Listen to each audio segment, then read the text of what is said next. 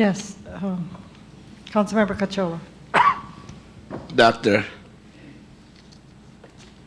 are you now questioning the report I am, when it yes. comes to managed lane to a point that they did not fully analyze it? Is that what you're saying? Yes, sir, I do. 100%. And the basis is they just came up with 2 lanes rather than 3.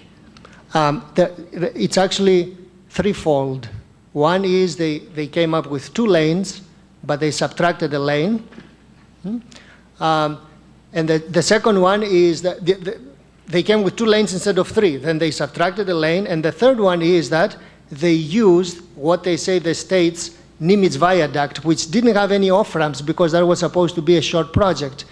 And I fully agree, for example, with several of you and Councilman Apo that keeps raising the question of how do you, and Councilman Garcia, how do you distribute traffic? They didn't try to distribute traffic. They just dropped it down to a traffic light.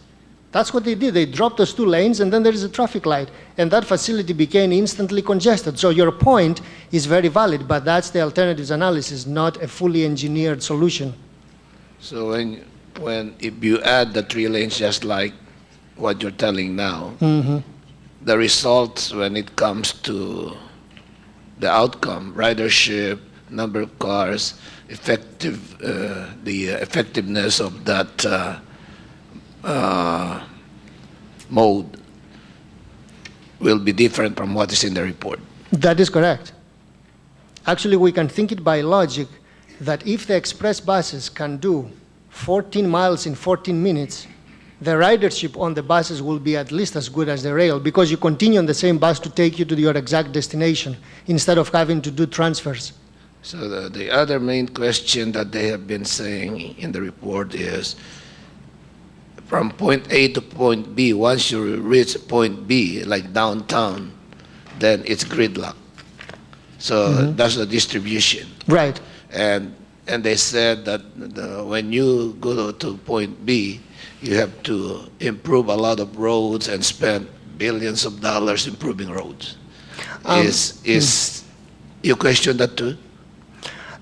I think the improvements are not going to be in the order of billions of dollars, but I need to make you aware of the results in the study that they haven't really worked out the traffic engineering, the in-town side, and even with the managed lanes. If you look at table 3-3, it shows you that between Aiea and Manoa or Waikiki, in 2030, travel time by auto will be the same or better than the rail.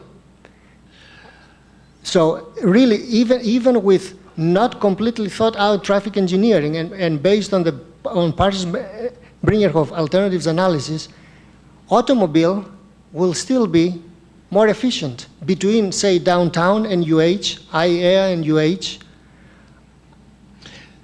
and that's important. Do you think that this report was seen by FTA? And if they see, for example, that some of the studies done is deficient, will there be a likelihood for them to give it back to us? I am hoping so. I think that there are major deficiencies, and in my estimation, neither the study is very good, not the idea of rail for a city of the size of ours is any good. So based on accountability and plain logic, I think it will be rejected. Lastly, are you speaking as part of the Transportation Advisory Task Force? Not today. Not today. No. But you being a member of the Transportation Advisory Task Force, will the task force be looking at this and then communicate with FTA whether or not the reports are sufficient or deficient? Well, I trust that the task force will take my comments into serious concern, and then they will be reflected in the submission to the FTA. Yes. Okay, thank you. Thank you.